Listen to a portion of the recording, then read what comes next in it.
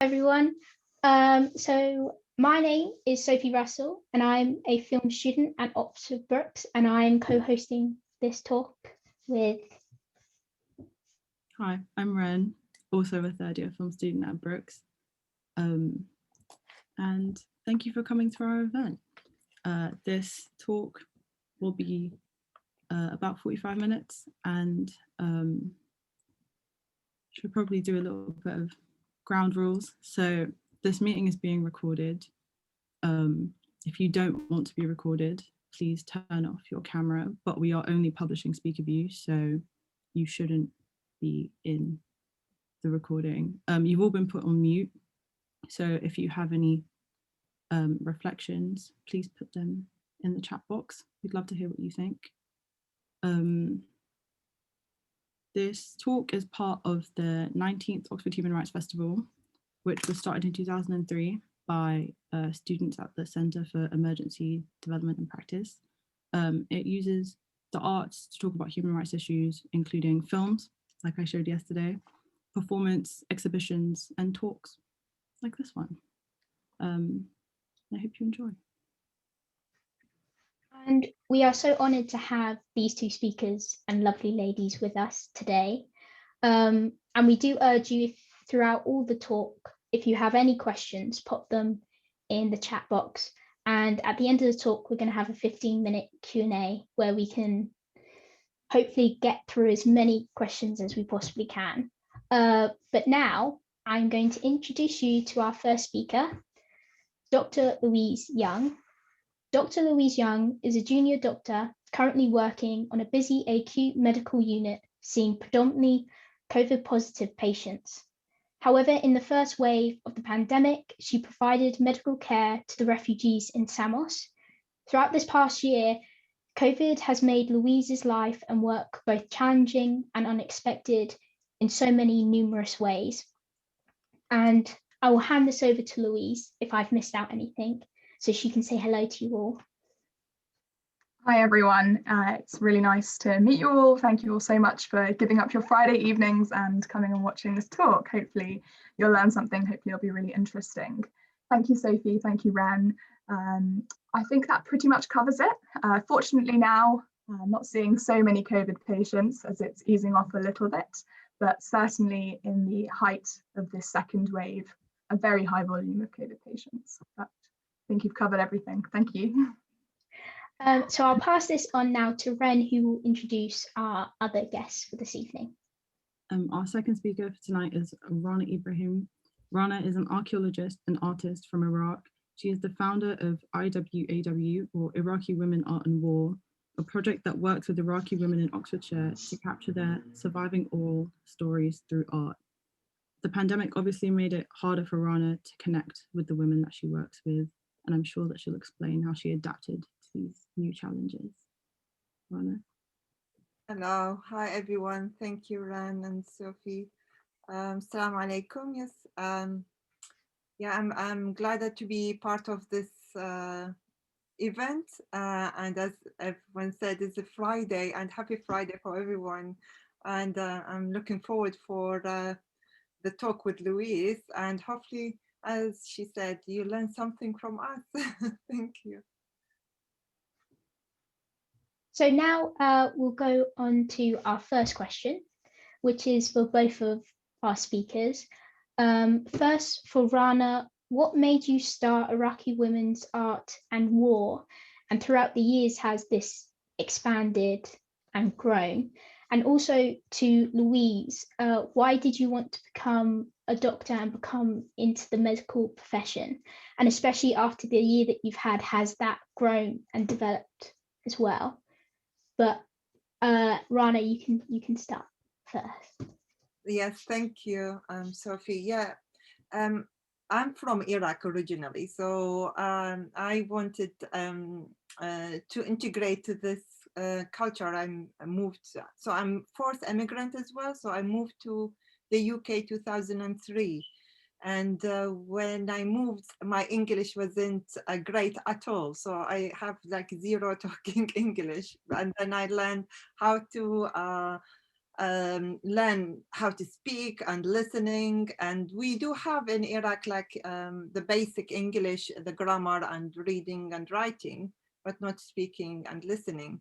So I spend my time to do this, like maybe over 5 years to learn the English when I moved in 2003 here because of the war.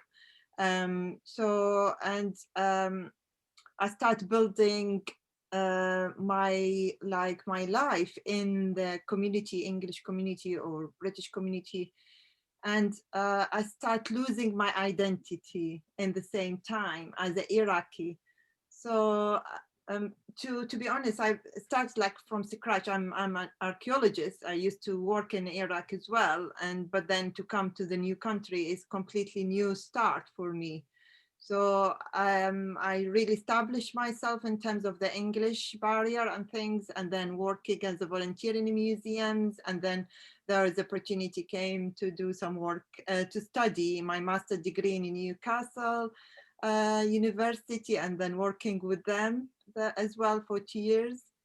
So this took me like a journey to establish my career again in England, and around 18 years. So then I wanted to bring back my identity as an Iraqi, as a woman as well. So I started the project in 2017 by joining a museum association a program called Diversity. And then started the seed of the project called Iraqi Women, Art and War. And then after 1 year, I established a group of women in Oxford, where I'm based now. And we start the project. And the idea is honestly to capture our oral history and, keep our identity live for us and for a new generation as well. I think I've answered this right. Yeah. It's a really amazing story, Rana. Thanks for sharing. Thank you. So back to your question, Sophie, why did I want to be a doctor? It sounds very cliche, but growing up, I really loved science, and I loved, biology and all those different kind of subjects. And I had this just overwhelming urge that I wanted to spend my life, helping people and, working with people to try and make their lives a little bit better, I suppose, which sounds very cliche and is probably the reason that lots of people want to be doctors, but it was definitely the case for me as well. And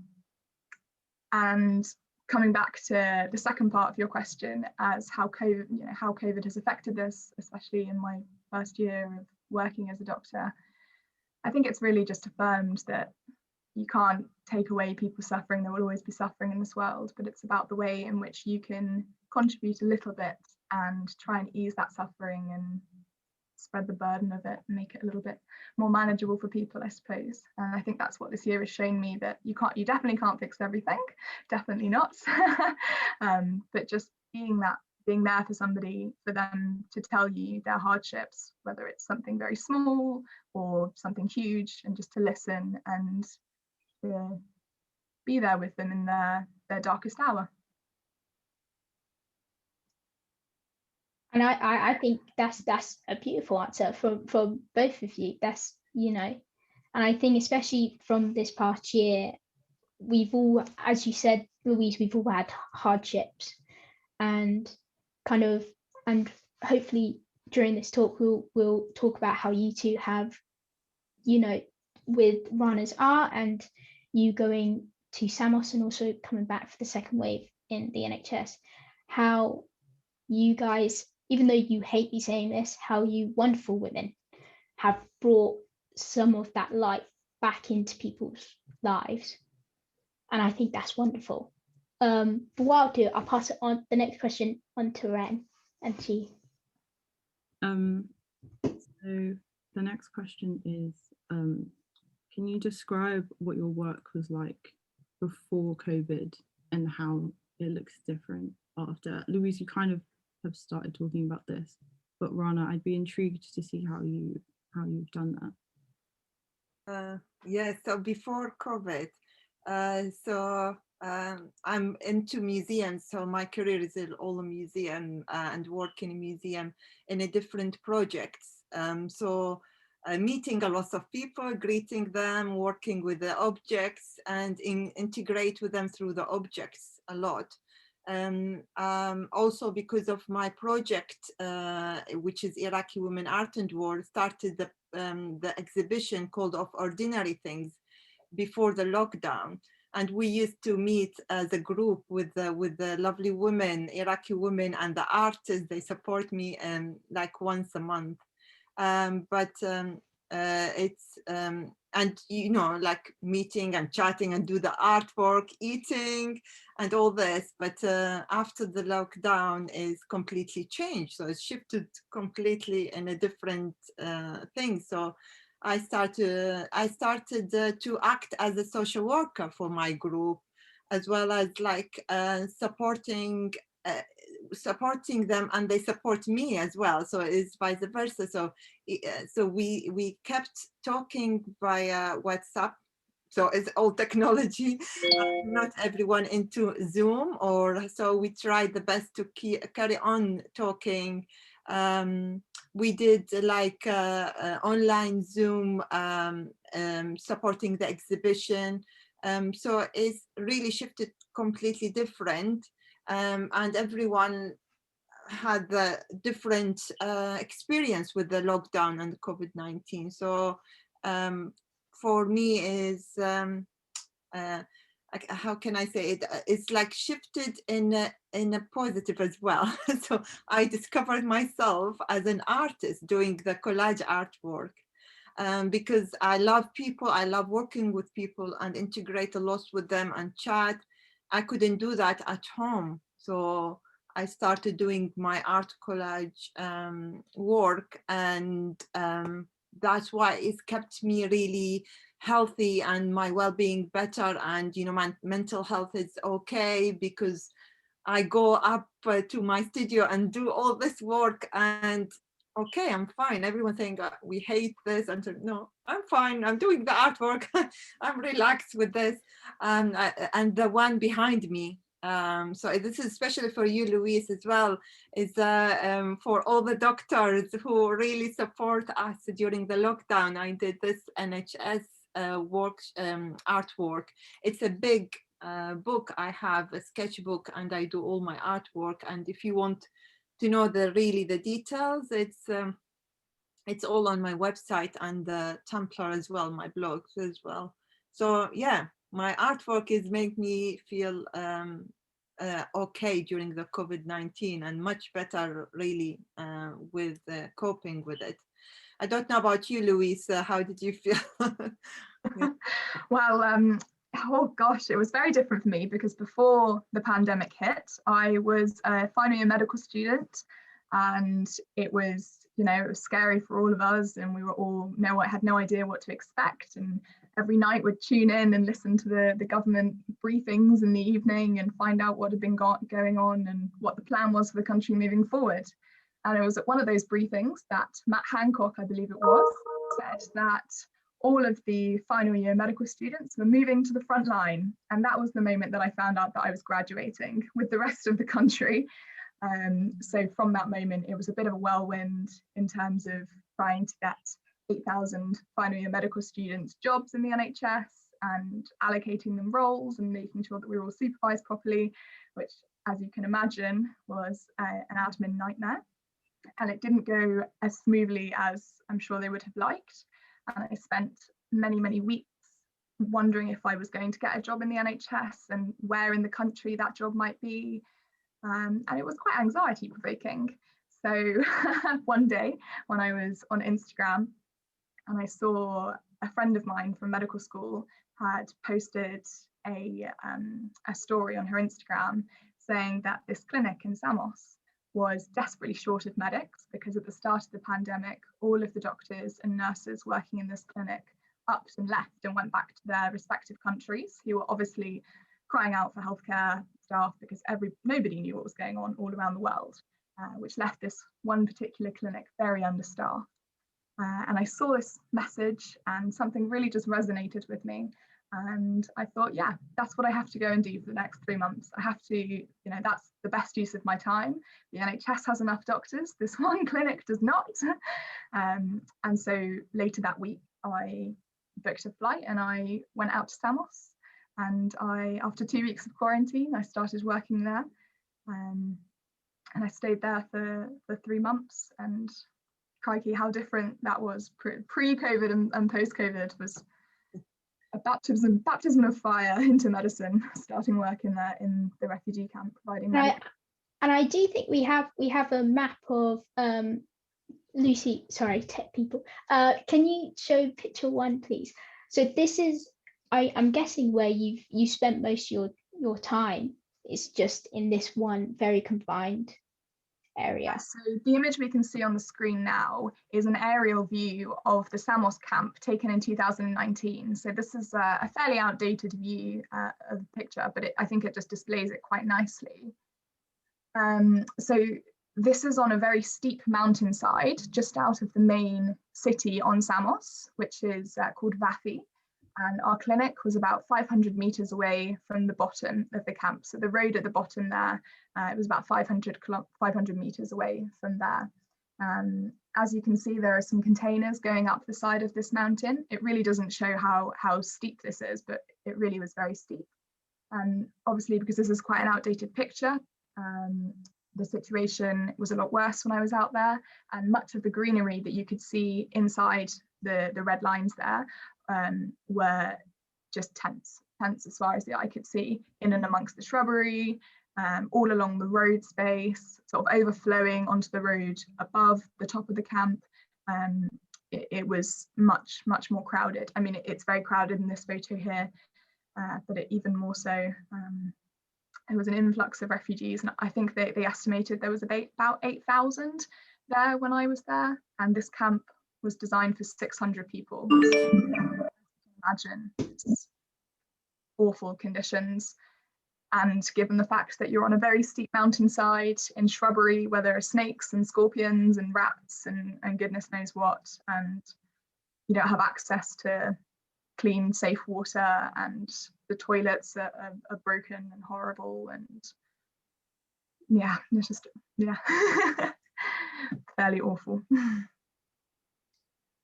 Well, that kind of moves on to our next question, which is for Louise, which is, were there any specific moments as a junior doctor in Samos or in London, where you're working now, that you kind of stick out for you? And also, how do you feel that COVID has disrupted the lives of the refugees that in Samos, who, as you said, was made for 600 and had 8,000? How do you think that's affected them? So I'll talk first about being in the NHS in the second wave of the pandemic. There was huge numbers of COVID positive patients coming in, and the real challenge was that these people were coming into hospital and they couldn't see their loved ones. They had to be in isolation. They were very, very unwell. The hospital that I'm currently working at, unfortunately, I think had one of the highest admission rates for COVID-19 patients in the whole of the country. And not only that, but it also had one of the worst death rates as well. So we were hit very badly in the hospital I'm currently working in. And what sticks out to me is the sadness and the loneliness of some of these patients who were going through the worst time in their lives, and they didn't have their loved ones, you know, their wife, their husband, their sons, their mums, dads, etc. They couldn't speak to them, and a lot of them were wearing face masks that adhere very tightly around the face, which means that they couldn't really communicate with their loved ones either, because they needed that much oxygen to help support them. And that was very, very sad to deal with, to be there for those patients that were very scared and didn't know what to expect. And we also still don't really know what to expect, even though we've been in it for a year. Our understanding of COVID and the treatment, it has come on so much from last year, but it's still not 100%. And I think people, obviously look to the medical profession for advice and they want guidance, and it's just really difficult being in a position where you also don't really know, and it's scary for us as well and very sad. And then in Samos, what sticks out, every moment sticks out. The patients were often incredibly unwell and couldn't receive any other medical care aside from the one clinic that we were operating. The local hospital had built a 6-foot wall around it. And to be honest, if you didn't have white skin, then you weren't allowed into the hospital. You had to go to the security and they had to decide if you were unwell enough to enter the hospital and receive treatment. And there was a few times where there was one particular moment that sticks out in my head of a man that went to the hospital asking for treatment, as opposed to coming to our clinic where we would treat anybody and everybody. But the one man was denied access into the hospital. He then went back into the camp, into his tent, feeling very, very unwell, and sadly passed away. So obviously he was very, very sick. This is a young man, he was in his 30s. He is a human being like me or you, and he was just seeking medical care. Nothing more. He wasn't asking for much. He was just asking to be looked after in a country that thought that would help him, and weighs quite heavily that in Europe we chose not to help him, basically. And then the third part of your question, sorry, this is a very long answer. Oh, no. I was just thinking as well, we've had conversations before this talk here and with Rana as well, how we feel, we won't go into politics, but there is, in Greece, the government views these people who are in these camps very differently to everybody else. And, I remember you saying stories about how they would spit on you because you were helping them, which to me is so wrong on so many levels. But how was that, I guess, for you going there from England and not knowing this, if the COVID hadn't happened? How do you think that's changed your mind on how refugees are represented, especially in the media and especially in kind of how we view that whole situation? And that can also be to Rana as well. Yeah, definitely. There were some really hard moments where, we were shouted at to go home just for helping the refugees, and it's really awful. And the treatment of the refugees, like the camps, I think I might be right in saying that they're still on lockdown, and they were all throughout the summer, a very tight lockdown, even though Greece completely opened up its borders to tourism, which just show like there's no logic there whatsoever. Why would a country open up its borders to tourism and yet keep some of the residents in that country under lock and key? It doesn't really make much sense. And certainly I think I get very angry sort of reading the representation of displaced people in the media. I think the empathy that perhaps once was there in sort of 2015 when we were seeing pictures of Alan Kurdi, very sadly, washed up on the beach, that was heartbreaking. And it was really the first time that we had seen this affecting us in the West. It was now our problem for one of the first times, and that was portrayed in the media, and there was a lot of empathy and there was a lot of support. And I think over the years that really has died off, and people now are in a place almost of resentment, which is awful and so untrue. And these people are going through the darkest time in their life. They have to flee their country. It's safer to go in a boat and cross an ocean than it is to stay in their country. So like we can't possibly understand that if we haven't gone through it, and to judge them for it and not help them as much as we can is crazy to me. So it makes me very angry and very sad about how the media portrays them. And I think it's Louise, what you are experienced there, because if I put myself on your shoes and I will be there, it's the language, it will be not a barrier, so I will hear more things if they speak Arabic, I guess. And it's very painful just listening to you, and your experience is really painful, and it's always back to the war, who started it and what is the aim of it. And that's why I'm, I just started the project to talk about the war and what is the aim of it and who's benefit from it, and us as the ordinary people, we pay for them. And it's just unfair, and it's because you went there, and it's amazing to come to talk about it now. It's just painful, and it just made me like, I just want to cry, because there is still people there suffering, and we are talking here, and the government, whatever government who are dealing with this, they don't want to solve the problem, either the place where the war started or the place where the people really escaping from the war, and they facing a horrible life and style of life as well. It's just really unfair.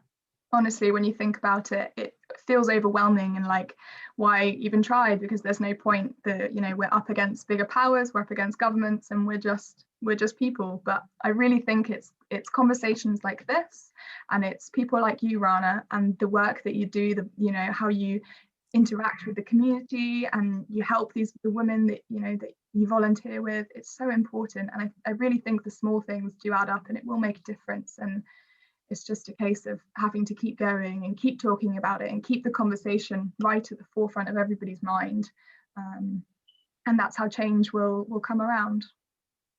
I hope so. I just joined the other talk last week with a brilliant artist as well, and she experiences war. But we talk about what art can do, and because there is a lot of brilliant artists beforehand, and they did talk about it, and they in a different media and different way of art.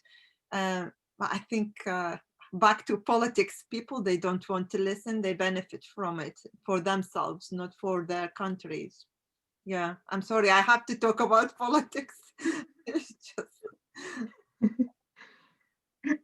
When you were saying that, Rana, again, something that we've mentioned before is the power of art and the power. I mean, me and Ren are film students, but there has been time in history where a film has come out and it has changed the point of view of many people, and I think that can be with art as well. Have you, Rana, seen that with art can sometimes be louder than words? I think so, because I'm here now talking about my art. Previously as well, people interested, and it's people like lovely people like you. They always wanted to learn about new things, or from other people who came to their country and they want to integrate with the and there is a power, but it just need to, we stand next to each other and support each other, and not just like, okay, a talk and that's the end. Is not actually to carry on doing it in a very powerful, hopefully, with everyone. I always say with the woman power, but it's not necessary. There is a lovely people, men, and they support women as well. But yeah, but my group is a woman. Yeah, there is a hope, hopefully. Yeah, I think that kind of leads on to the question that I had. After we spoke originally, and you heard Louise talk about her experience on Samos, you made this beautiful collage, and it kind of links to the work that you do with women, bringing their stories to life through art. Could you talk a little bit about how you do that, how you bring history to life through art, and specifically about the piece that you made about Louise? I hope you can share the picture of this, so when I talk, people will have an idea what is it. And I really kept this secret until today, so I'm sharing it for first time with the public.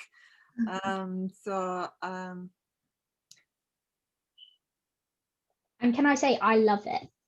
The first time you showed it to me, I adored it. It's so, again, I'll let you explain it. I'm taking your words. You go for it. Go for it. Actually, it's much better talking from your point of view. I mean, it's the pictures Louise shared with me from her experience at Samos, and listening to her previously with you guys, and I felt for it. And I normally do my experience in my artwork. I started during the lockdown, listening to people and do their stories as well. And I put myself as a part of the story and to get engaged as well. So this artwork, as you see, is a collage artwork, and is the story of Louise and the person called Ahmed, a volunteer, Ahmed, and his story. He wanted to have his story out and about for people to hear him, and through Louise. And he did the writing. He just written his letter, I think, Louise, am I right? And shared with you, and you shared with me, and I wanted to do it as an artwork a piece. So it's a really real picture from Samos, from Louise, from Ahmed, and then it's included with full of details of the things is really highlighted for me, and what they did as a volunteers, as NHS doctors, helper, as people live in this campus as well. And I also I did my research. I explored through the YouTube the Samos camp, and I tried to put it in as a story. So, for instance, I know Louise mentioned, as well as people mentioned in the interview, Samos or different camps, how bad is the life there, and how is really a very, danger animals live there. Like you can see the snake here opening her mouth at the top here, and with the rat, and there is blood coming. But at the same time, you can see in the middle, Louise working so hard with the children, and are drawing something on the floor. So I thought to create like a superhero. So there is a cartoon superhero coming out from drawing of this girl, help with Louise to save the people who live in Samos. That's the children thinking, is like they want to get rid from this horrible place in a superhero things. I've highlighted in this picture the story of how people travel with a very small boat, and they try to survive, and they don't know how to swim.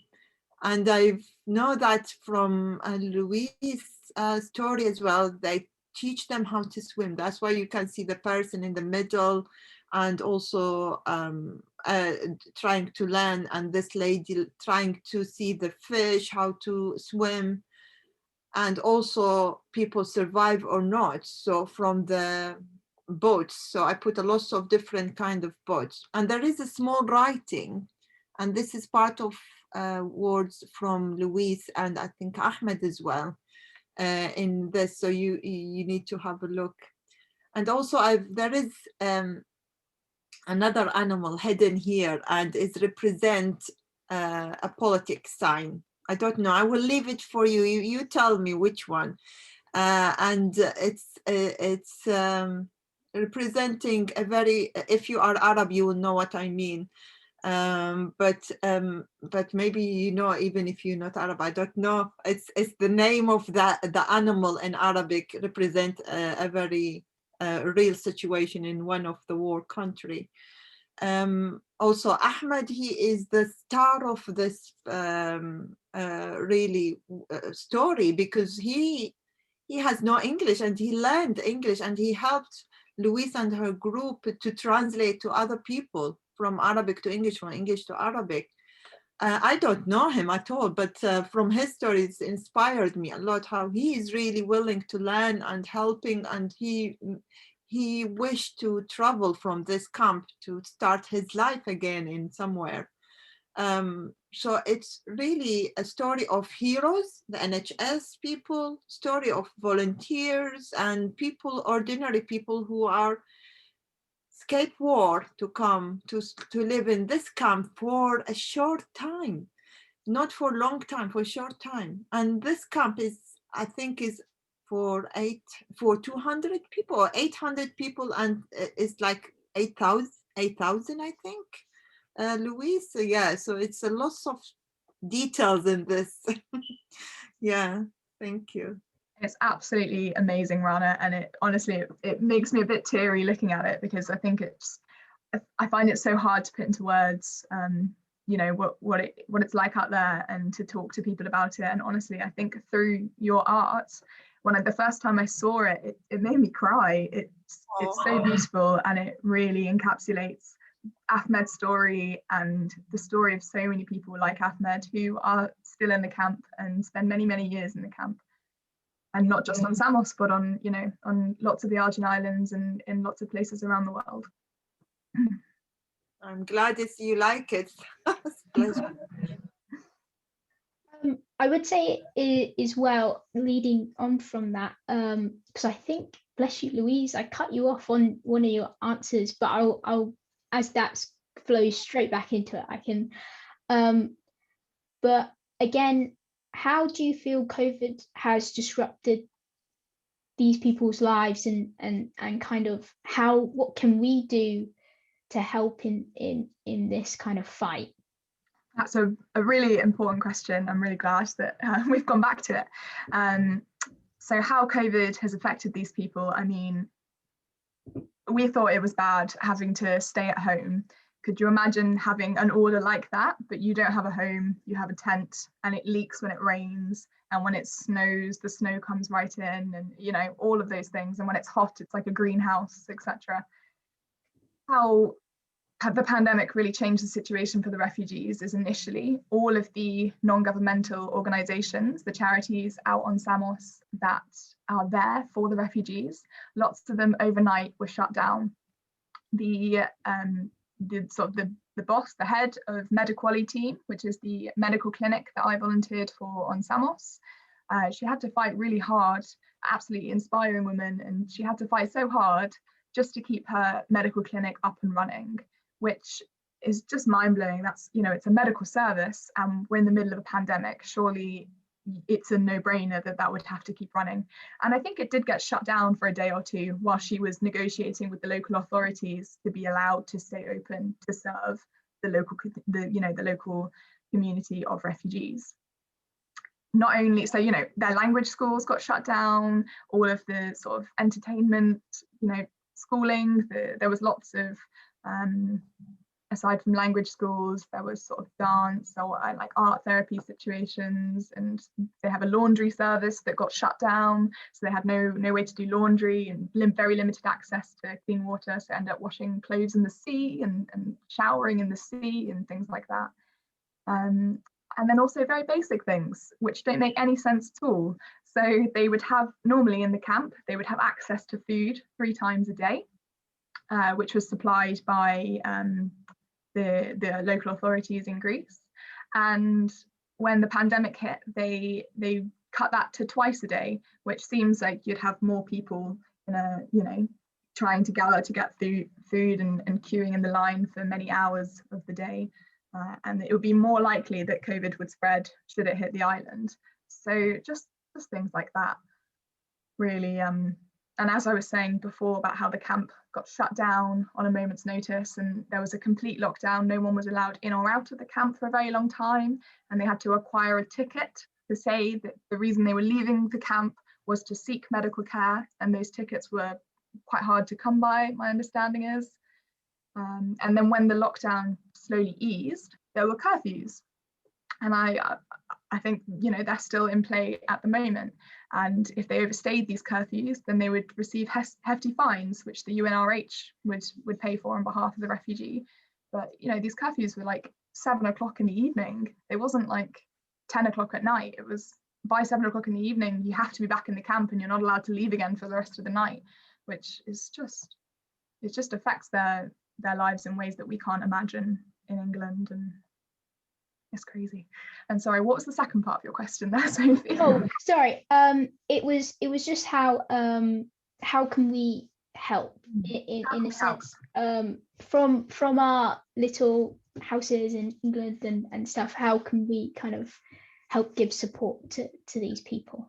So on a very basic level, and something that I think we all have responsibility to do, is to educate ourselves about the situation for displaced people in the world. I think I read a statistic that 1% of the Earth's population classify as a displaced person. So, they're a refugee or in terrible circumstances. This is a huge part of the planet Earth's population, and just to educate yourself about what that means for somebody, and the immigration laws for your country, and what the party that you vote for, how do they handle refugees? What is their policy on refugees? And just to make yourself aware. If that's all you do and you talk to your friends about it, you talk to your family about it, then I think that's a great first step. If you wanted to do something more, donating, there's great organizations such as Choose Love, even the organizations that I worked for, MedEquality Team or Samos volunteers, donating either financially or donating your time and being able to offer something. And there'll be local organizations in the UK, in the towns and cities where you're all from. There'll be organizations that you can, just a quick Google search will reveal, I'm sure. And just spreading the word and trying to get the message through to people that refugees, they have a terrible name in the media, but they are human beings just like me or you, and they're in a terrible time in their life. And I feel like there's a lot more that we can be doing to be supporting these displaced people. Oh no, definitely. I think personally, I think again, a baby step would just be to have a conversation, and with people around you. I know we're in very tight spaces right now, but just I totally agree. Just a conversation could go a very, very long way. And I guess again with Rana's art, even showing people visually, this is going on. You could be from a completely different country, but you can feel it and you can understand it. And again, I think Rana will probably tell you more than me, but I guess that's the power of that art can do. But what we'll do, we have a Q&A, yay, where these lovely people can ask you questions. Ren, I don't know if you want to... I'll read the questions, I don't mind. Yeah. Okay, so the first question, first of all, thanks you, Louise, for all of your work. The question is, how can we as members of the public help support medical professionals in terms of their mental health? And is there anything we can do to help you feel more valued and supported and make your life easier in any other ways? Oh, that's a really sweet question. Thank you very much. We were actually talking about this at work the other day, and how the media sort of are portraying, health heroes and the NHS heroes and whatnot. And gosh, what a title to have associated to you, especially in the first year of being a doctor. And I certainly don't feel like a hero. I feel like I'm doing my job in a difficult time. And it's very difficult. It's difficult for me. It's difficult for you guys who aren't in medical professionals. It's hard for everybody. And I think sort of recognizing that, like, it's so lovely to be called a hero. It's not something that really resonates with me, as in I don't feel like a hero. But just to be there. But if you know a healthcare professional who is having a tough time at work or had a tough time at work, I think a lot of people are still, and not only the staff but also the patients that experienced it, terrible being in hospital at that time. just to support them through that process of reflecting on what has happened in the past year, and just being there for them and asking if they're okay, and being, if you go into hospital, try and be nice to the staff. Basic things.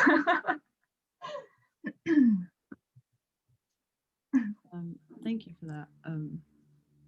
The second question is for Rana. It says, how have your personal and professional story and experience impact the women that you are working with and other Iraqi women? Thank you for the question. Well, I'm hoping it's inspire them and encourage them to show their talent and skills, and which they have already from their country, and not to hide behind the English as a barrier. It's a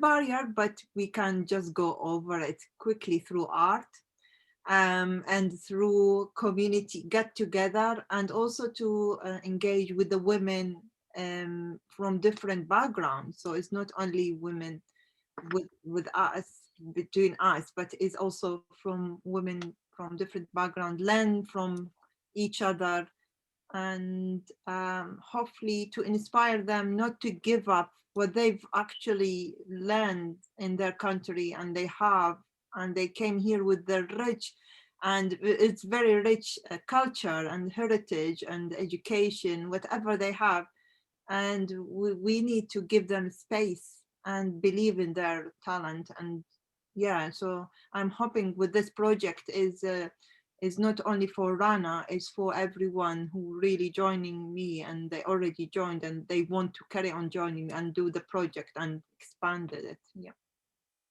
Thank you. I think that's really beautiful. Thinking about, it kind of relates to what Louise was saying about refugees. These are like people, these are whole people, and even if there are barriers to our ability to communicate, there are other ways that we can communicate, and also that these people come to other countries, whether that be England or Greece or wherever, with whole lives behind them, and talent and skills and things that we should all appreciate. The third question is for Louise. It's about working abroad. So it says, what was the logistical process for working abroad, and how long did it take? So I mean, I went out there sort of just as a medical volunteer, and at the time, I mean, it was very, very quick, the process, to be honest. It was all sort of organised within a week. I got sent some documents from the camp to help get me across borders, because at the time there was no international flying allowed, and you had to have specific reasons. And I couldn't use, I'm going home as a reason to cross borders. So it was fairly simple. What I would suggest is that if there's a particular organisation that you want to work for, or whether it be medical or non-medical, just reach out to them and ask them about the process and what you need to do, and various things that you need to get to certify that you can do it. Thank you. The next question is, if there was one thing that you would like everyone to take away to help the work that you're doing, what would that be? This is for both of you. What was that? Sorry, can you repeat that question? If there's one thing that you would like everybody here to take away to help you with the work that you're doing, what would that be? Oh, that's a difficult one. Do you want to go first, Rana? I'm thinking as well. I mean, I just want to thank everyone here already. They already supporting us, actually, and it's to carry on supporting us by I don't know, it's all about social media, following us, social media, website, donation if you want to support my project, Iraqi Women, Art and War. I don't know if you're going to send the link later on as an email, or you just put it here. I don't know. So it's all really a lot of support. And, you know, I have Iraqi artists in Iraq, based in Iraq now, and they do amazing art, even with all this war and COVID-19 and horrible women rights there, but they still doing this art. And I'm trying to support them by just bringing their art here, by selling the art to give them the money to support them to survive there. And this is kind of like ambassador for them, and as well supporting women here to go to have an education again, engage with everyone. So any project interested to work with me, I'm really open for it as well. Yeah. Back to you, Louise. Yeah. I suppose, as I said earlier, I would just really encourage people to continue the conversation. Such an important topic. Try, you know, read the news, try and read some articles, listen to some podcasts. The We Chose You podcast, the Oxford Human Rights Festival produced with the CEO of Choose Love, is really fantastic, and it's really informative, and it helps, you know, just further this conversation again. And if you can, donate your time, donate financially. There are so many fantastic organizations out there, such as Rana's. Oh. But yeah, absolutely. Thank you so much for coming tonight and, you know, listening to us. It's such an honor to be able to speak and talk about our experiences. Just leading on from that, I wonder, Louise, if you could talk about if there's anything that we can do to help the NHS as well. I know that people talk a lot about helping the NHS, but is there anything that you think that we can do? Oh, that's a really tough one. Obviously, it's, you know, such a huge organization, and I am but one person. What can you do? I mean, if you have appointments, turn up to your appointments. That's actually a huge financial loss for the NHS, people not turning up to appointments that they've booked and whatnot. There's so much. It's a really difficult question. I'm not sure how to answer it, to be honest. I'll just spring that on you.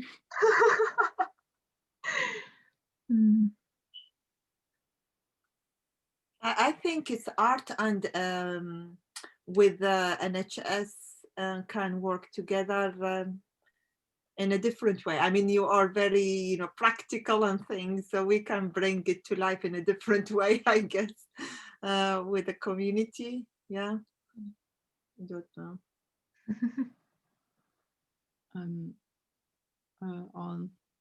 We have another question. It might be our last, unless anybody else sends in questions.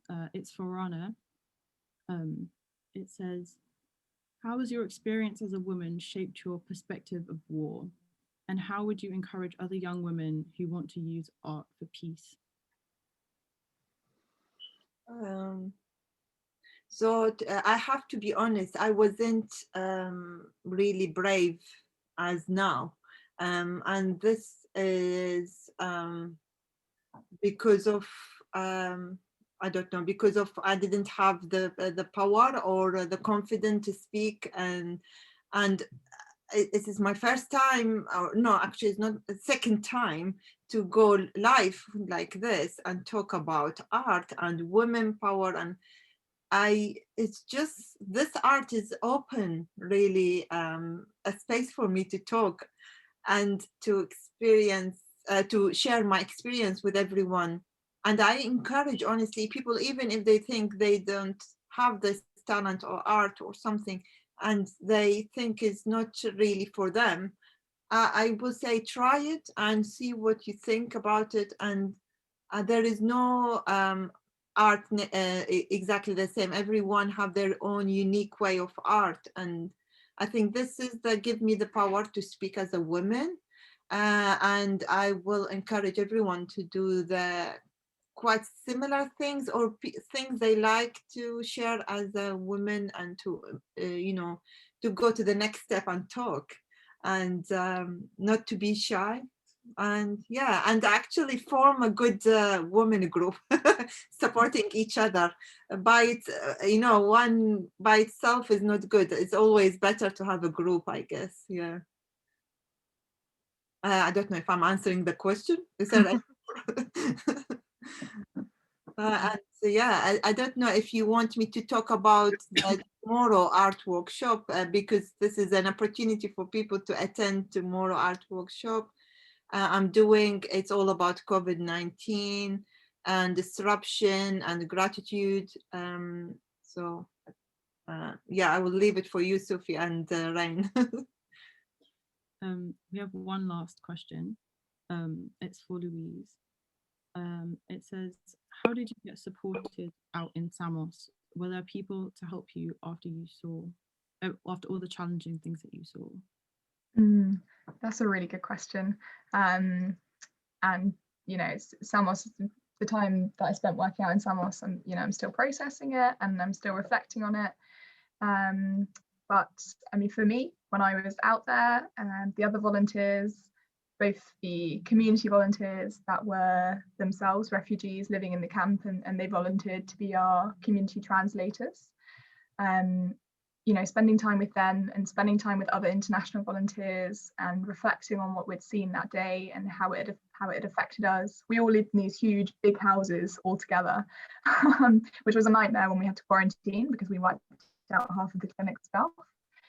But when we weren't having to quarantine, it was really nice just to speak to them about our experiences, and there were a lot of tears and a lot of emotion, and I'm still processing it. And when I was out there, I wrote in my diary about every patient that I saw, and I read it last night just to get back into the mindset that I was when I was out in Samos, and it still brought a few tears to my eyes even reading it last night. And emotions are very powerful, and I just think talking to people is the main way that you can help process what's happened and what's happening to other people and how that makes you feel. And yeah, that's but there was no formal sort of debriefing or anything. It was just informally done amongst volunteers.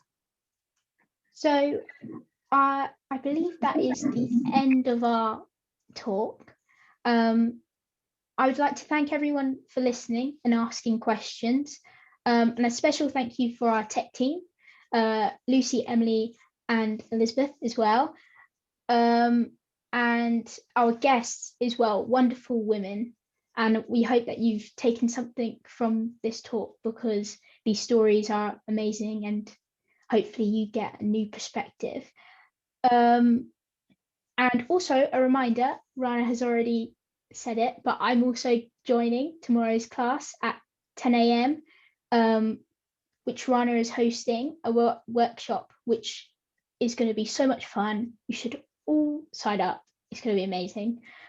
As well, also for 15 minutes, we'll be here because I know the conversations that we have, sometimes people like to stay and chat, and you can unmute yourselves afterwards.